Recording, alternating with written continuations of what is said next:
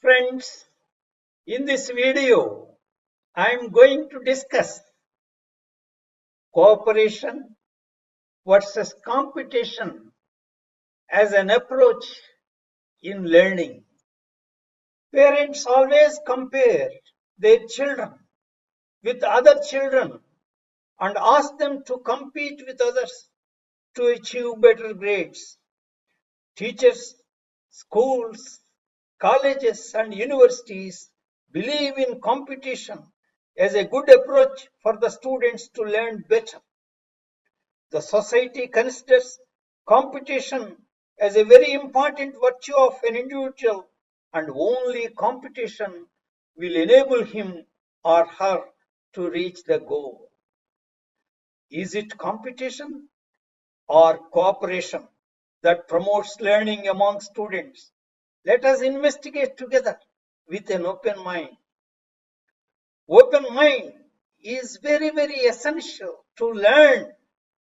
Open mind is very much essential to know the truth. Before we develop on the subject, let us observe the perceptions of a few great people on both competition and cooperation. Alexander Graham Bell,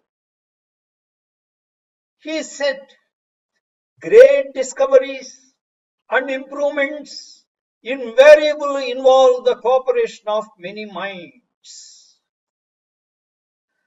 Then Bertrand Russell, a great thinker and philosopher, quoted, the only thing that will redeem mankind is cooperation.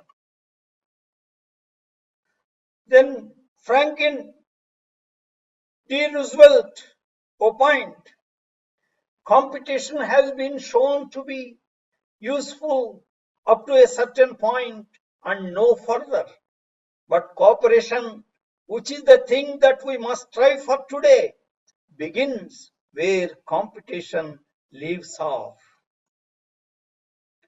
Then J. Krishnamurti, a great thinker and philosopher, said, cooperation demands great honesty. Then let us see the quotations about competition. J. Krishnamurti, he said, a mind that is competitive, held in the conflict of becoming, thinking in terms of comparison, is not capable of discovering the real. He also said, competition and ambition are destructive urges which man must understand and so be free of if he is to live in a peaceful society. Then Henry Ford, a great industrialist and businessman, he opined, competition whose motive is merely to compete, to drive some other fellow out, never carries very far. The competitor to be feared is one who never bothers about you at all, but goes on making his own business better all the time. Now let us look at what happens in the human mind in the process of competition with others. The mind compares always with others and does not focus completely on learning. It does not try to improve upon its mistakes and its limitations. On the other hand, it thinks of others' mistakes and others' limitations. Negative and unhealthy traits like jealousy, anxiety, fear of losing in competition operate. As a consequence, the mind cannot function to its full potential. The constant pressure to be ahead of all others can create a sense of burnout where the students become exhausted and are unable to function at their best in learning. The focus is on grades and ranks, but not on learning with intrinsic motivation, that is self-motivation. Researchers have shown that learning at higher levels, such as create level, can take place only when the mind is relaxed. Competition can also lead to dishonesty and unethical behavior.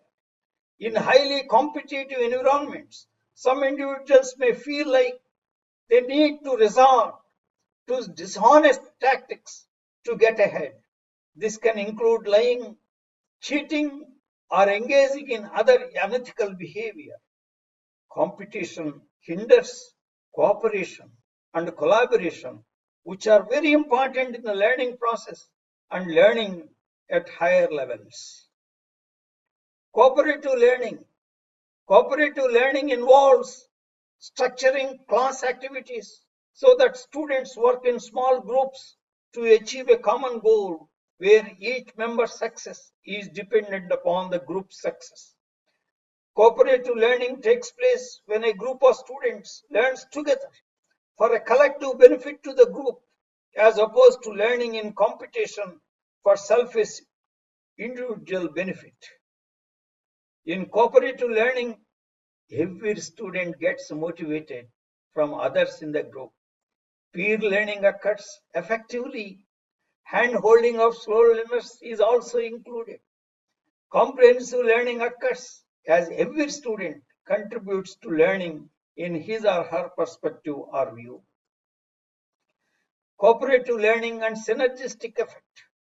A synergistic effect occurs when two or more things combine to create a greater effect than the sum of their individual effects.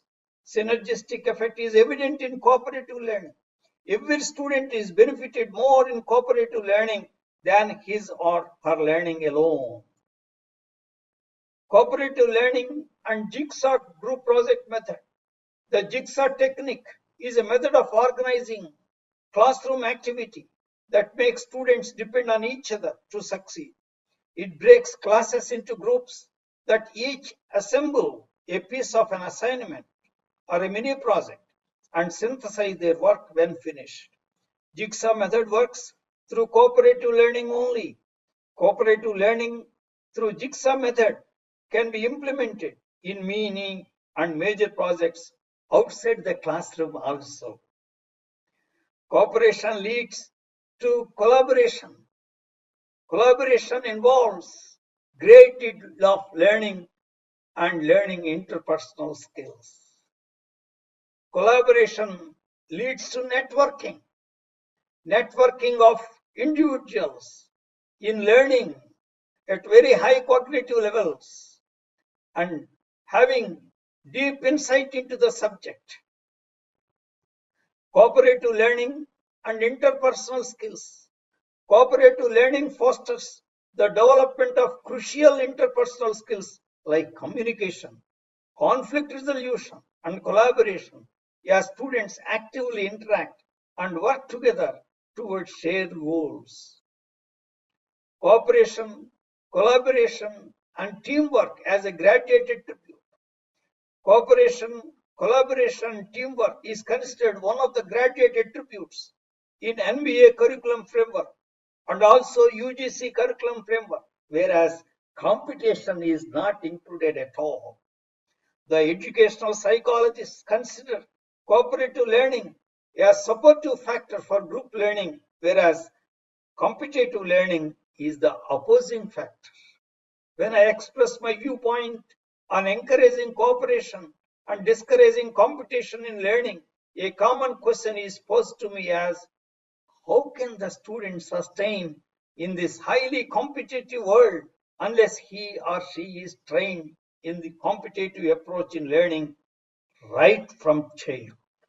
The answer lies in fostering self-motivation, independent learning, and encouraging group learning in students. Students brought up by parents at homes and teachers in schools this way can sustain easily in this competitive world. Conclusion.